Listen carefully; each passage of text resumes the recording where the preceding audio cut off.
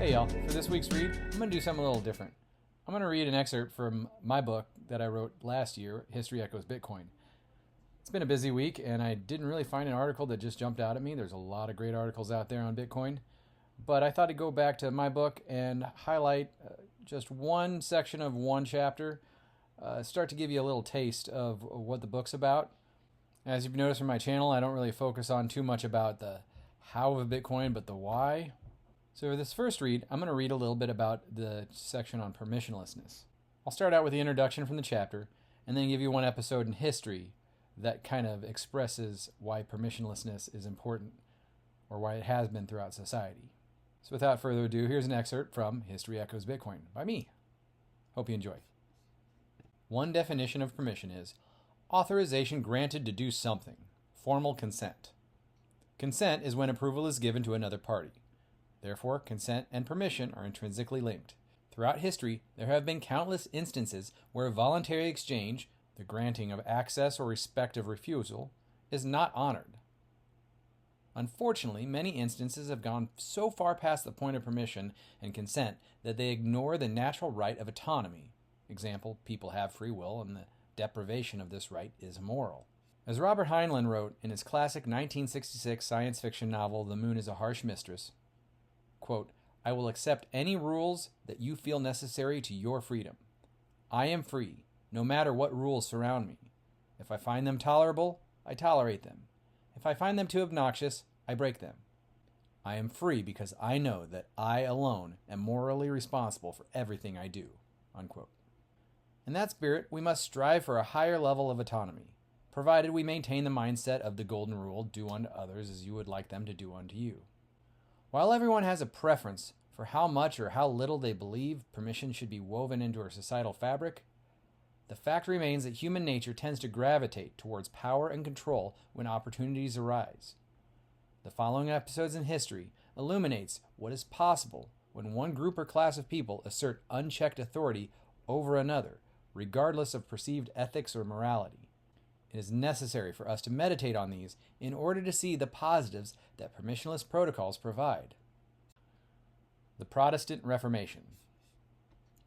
Back in the 1600s, many Christians were fed up with the perceived authority the Catholic Church held over its constituents. For example, Martin Luther challenged the Church's doctrine that the Pope, not the Bible, was the ultimate spiritual authority.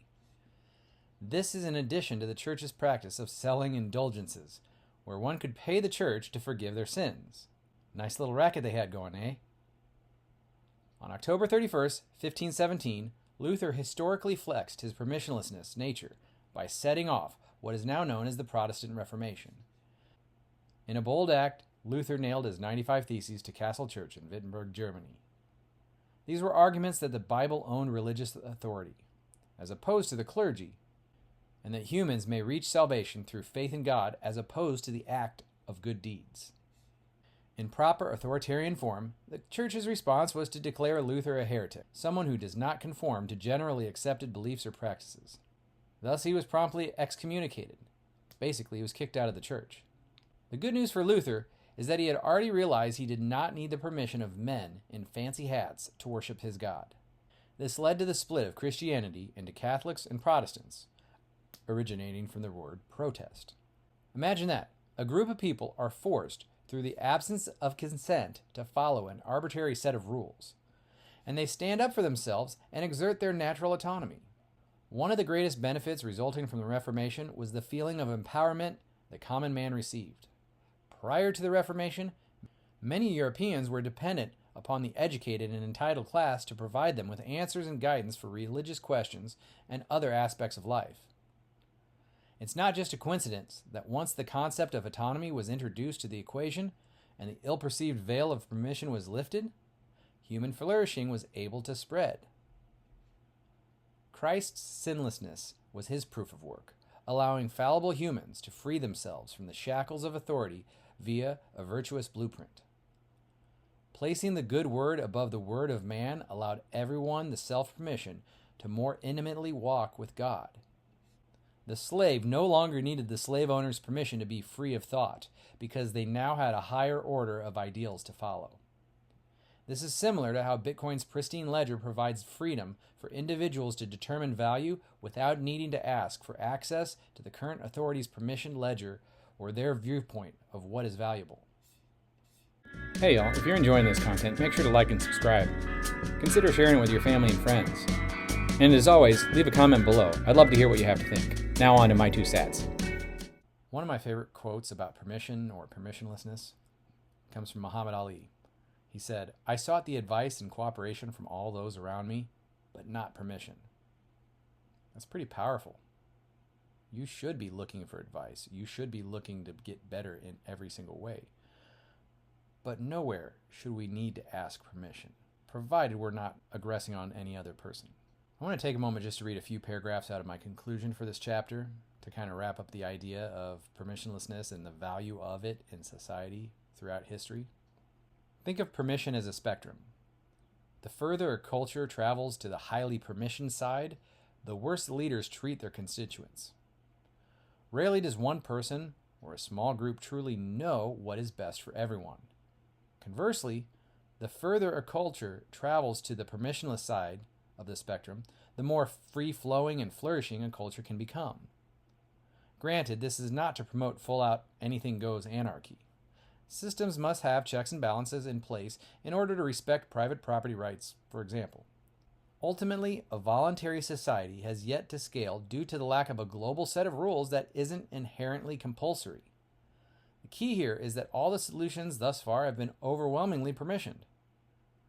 Regardless of justifications given, those who grant or deny permission are allowed to express their morals onto others.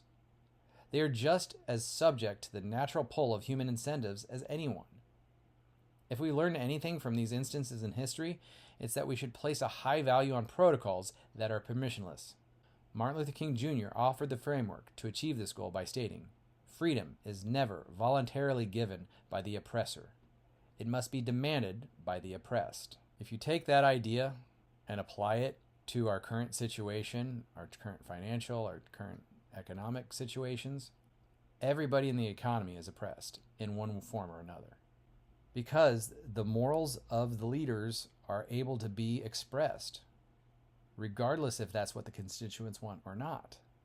That's why we need Bitcoin to flourish, so that everybody can express their own morals the way they want. You might have heard the phrase, the smallest minority is the individual. Imagine having a system, a permissionless system, where everyone can express their morals without being forced or compelled to follow somebody else's set. Again, I'm not full out supporting anarchy. There's a lot of people that will, and that's a conversation that you can have with them. What I am saying is our current system is so controlled and compelled that the ability for people to express themselves without having to ask for permission, it's just not present. That's why we need a system in place that allows everybody the chance to express themselves without having to ask permission. If you tie that together with that golden rule of do unto others as you would have them do unto you, I don't see how you could think of a better world for everybody. Everybody will get what they want, provided they're not aggressing on anybody else. And in order to do that, we need a permissionless system like Bitcoin.